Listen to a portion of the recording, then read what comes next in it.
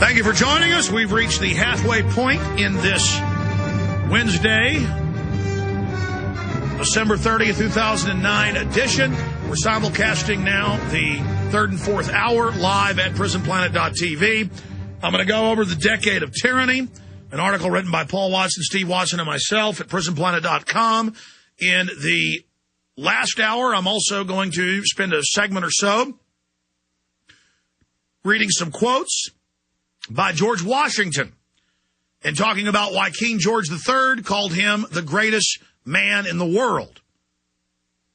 Why did King George III call him the greatest man in the world? Because he turned down the power when he was offered kingship. In fact, the British wanted a king to deal with. They were just going to set him up as a new house of nobility. And he said no. And he didn't want to be president. Now, no one in history has acted and behaved like that. That's why our country had the best start ever. This great engine of liberty has been turned into an engine of tyranny. Former Wall Street Journal editor, former head of policy, the father of Reaganomics, headed up the Treasury, Dr. Paul Craig Roberts, best-selling author. The latest edition is out, The Tyranny of Good Intentions. He joins us for the rest of the hour. We're going to get into the tyranny, the body scanners, the police state, then into the dollar, the economy. His predictions again come true. He said a month ago here the dollar would go back up when the carry trade got reversed, but he said it would then go back down. We'll hear when that's going to happen. With us for the rest of the hour, Dr. Paul Craig Roberts. But first, you wanted to talk about Hedges' column. Tell us about that, sir. Okay, Alex, I think the greatest threat that we face is the ongoing destruction of the United States Constitution and our civil liberties.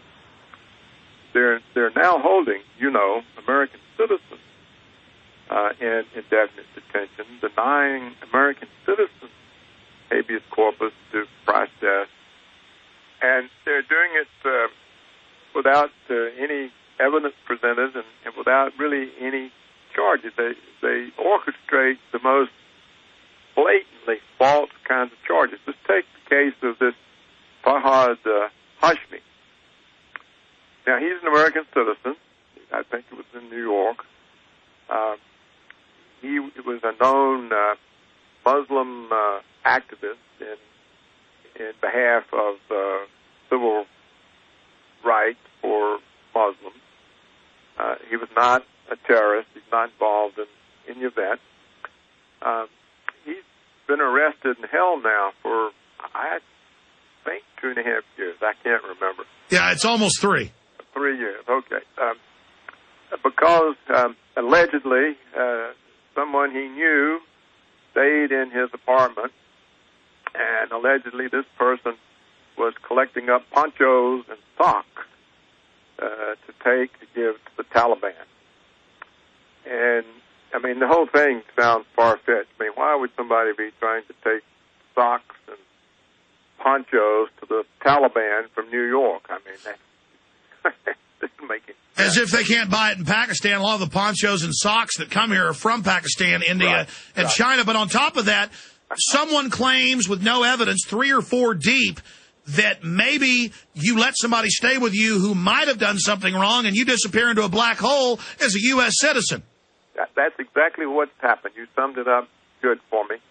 I just finished reading the uncensored version of Alexander Solzhenitsyn in the First Circle about the Stalinist camps and legal system. And if you read that book and then you read Chris Hedges' description of the American legal system, it's no different.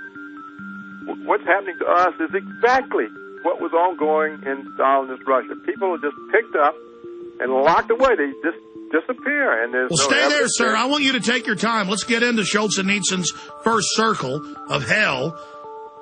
Gulag Archipelago author, Nobel Prize winner, somebody who actually deserved it. 9 years in a gulag, or was it 8 years? Dr. Paul Craig Roberts is our guest for the rest of the hour. Then I'll do something that the collectivist and big government criminals will certainly hate, like nails on a chalkboard. We're going to talk about George Washington some today. And get into eco-spies with a new Apple iPhone application. called Eco Snoop, spying on your neighbors and others. So that is coming up in the last hour. Okay, Dr. Paul Craig Roberts, a lot I want to talk about with the economy with him, top economist, listed by many major publications as in the top 10 economists in the world. I want to obviously pick your brain going into the new year about your perspectives, your view on that. Your last prediction, very, very accurate, that you thought the dollar would go back up in late December, early January. As the carry trade that's been reversed back into the U.S. was activated, that has happened, so we want to pick your brain on that. But you were talking about the Kafkaesque situation where American citizens are arrested and held, their lawyers are spied on, with no evidence, no charges, or no evidence to be charged, and this is the new precedent. You said you were reading one of Schultz and Nietzsche's books, and that it mirrors what's now happening. And I've talked to reporters from Eastern Europe, from Russia, and they say, look, we don't like communism and tyranny, and we know we're not perfect. But we were at the G20, and we saw women attacked with police dogs for coming out of stores with grocery sacks. We saw women knocked off their bikes at the university. We saw families hit with sound cannons in their neighborhoods. We saw your police, and this is really bad. What happened to you? Dr. Paul Craig Roberts, break it down. Well, Alex, my book, Tyranny, Good Intentions, documents how we've lost the protective features in law over time because various single interest groups had demonized some devil or the other, and they wanted to get that devil at all costs. And so if the law was in the way of civil liberty of the Constitution, they just overrode it. And then, of course, we had 9/11 and the war on terror, and the Bush-Cheney people used that to destroy what was left of the liberties. And we now have the situation we were talking about with this Fahad Hashmi, an American citizen, and he's being held in violation of all known American legal procedure of the Constitution, and nobody's doing anything about it. The bar associations are silent, the law schools are silent, the constitutional lawyers are silent. As far as I can tell, not even the ACLU is on this case. So we now have a situation where American citizens have no more rights and are treated exactly as people in the Stalinist system were treated. And one of the points that Chris Hedges makes, he says that it's obvious that this treatment will not be reserved for the state of alleged terrorists or even for Muslims, because it's going to be applied to everybody. Anyone who comes across as disruptive or subversive or a critic of the system or the government is going to be treated this way. And that's, of course, exactly what happened in Stalinist Russia.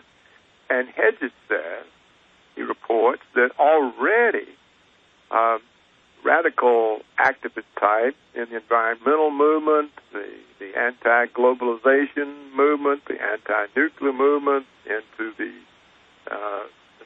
sustainable agriculture movement, these people are already being placed in the same special detention facilities with Muslims that are charged. That's right. There's already special facilities in Montana, Wyoming, Texas, and other areas where they're not allowed to see their families. They don't get due process. They're just held.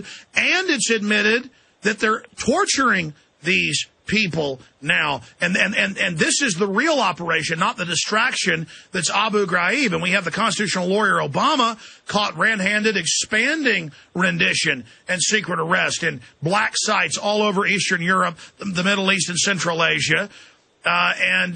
So it's just so hard to believe this is going on, much less not getting more attention. And then we have the MIAC and Homeland Security reports when really this whole system's being set up for libertarians, conservatives, anti-Federal Reserve people, gun owners, returning vets. And so just like Hitler, they're beta testing it on a group it's popular to strip the rights of, Muslims. But really it's designed for everybody.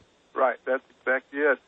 And the people just don't realize that. You know, in Stalinist Russia, no one was safe, not even the highest members of the party itself, and not even the heads of the secret police. No one was safe. No one had any rights. Anybody could be picked up and just simply disappear and subjected to the most horrible treatment. I mean, it's just unbelievable how people were treated and are being treated here now. So I think this is the most serious thing that we face. The fact that the courts accept it. For example, recently the Supreme Court rejected one of the Guantanamo torture cases. This was reported by Reuters earlier this month, around the middle of the month, and they were 4 British citizens who were tortured in Guantanamo, and the Supreme Court just simply rejected the appeal out of hand. There's another recent case that, Andy Worthington is good. He reports a lot of these. He reported another one where a federal district judge, Thomas Hogan,